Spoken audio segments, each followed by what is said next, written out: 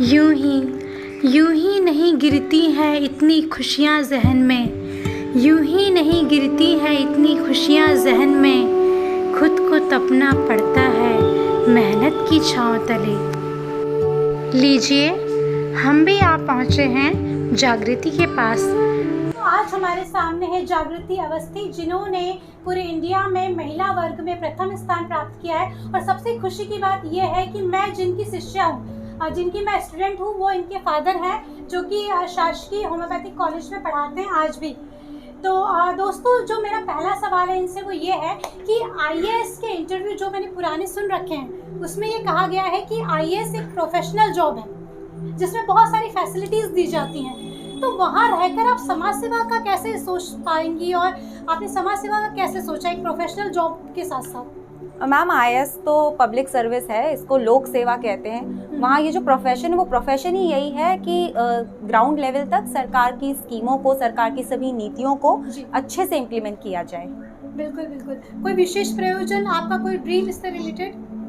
मेरा ड्रीम तो यही है कि इतनी अच्छी अच्छी स्कीमें हैं, उनको कोशिश करूं कि हर उस व्यक्ति तक वो पहुंचें जिसके लिए वो बनी है। ऑलरेडी प्रयास चल रहे हैं और मैं उसका हिस्सा होने की इच्छा रखती हूँ। बिल्कुल। और लॉकडाउन के दौरान काफ़ी लंबा समय बीता इस वर्ष, और काफ़ी स्टूडेंट्स ये भी सोचते रहे कि ऑफलाइन क्लासेस की बात अलग रहती है, ऑनलाइन क्लासेस की बात अलग रहती है। तो आपने अपने 24 आवर में, जो भी आपको 24 घंटा मिलता है पूरे एक दिन में, आपने स्टडी को कैसे मैनेज किया इस लॉकडाउन के दौरान? मैं तो लॉकडाउन को एक्चुअली इतना इशू नहीं रहा, क्योंकि ऑनलाइन एजुकेशन बहुत पावरफुल टूल है। छोटे बच्चों के लिए ऑनलाइन एजुकेशन डिफ़िकल्ट होती है क्योंकि उनको एक फ़िज़िकल इन्वॉल्वमेंट चाहिए क्लास का। मगर यदि आपकी उम्र ज़्यादा है, जो हमारे एज ग्रुप में है, उसमें ऑनलाइन क्लासेस आप इजीली डील कर सकते हैं और उसमें कोई इशू नहीं होता। लॉकडाउन में सभी एक समान स्तर पे आ गए, क्योंकि सभी के लिए था, जो भी था। आप अपने पे थे तो काफ़ी कुछ टाइम मिला अपनी प्रिपरेशन को एनालाइज करने का। ओके। तो आप कितना घंटा पढ़ती थी पूरे दिन में? जी, 2 साल लगातार, 1 साल की तैयारी और 1 साल की परीक्षा की जो प्रक्रिया रही है, उसमें मैंने 8 से 10 घंटे रोजाना पढ़ाई के लिए दिए। ओके। आपकी हॉबी क्या है, हम जान सकते हैं? क्योंकि ऐसा माना जाता है कि हॉबी हर पर्सन की होनी चाहिए। तो क्या आपने अपनी हॉबी को भी मेंटेन किया है साथ में?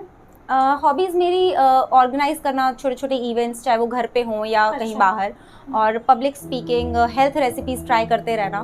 ओके। ये सब आप पढ़ाई के दौरान भी मैनेज करती रही?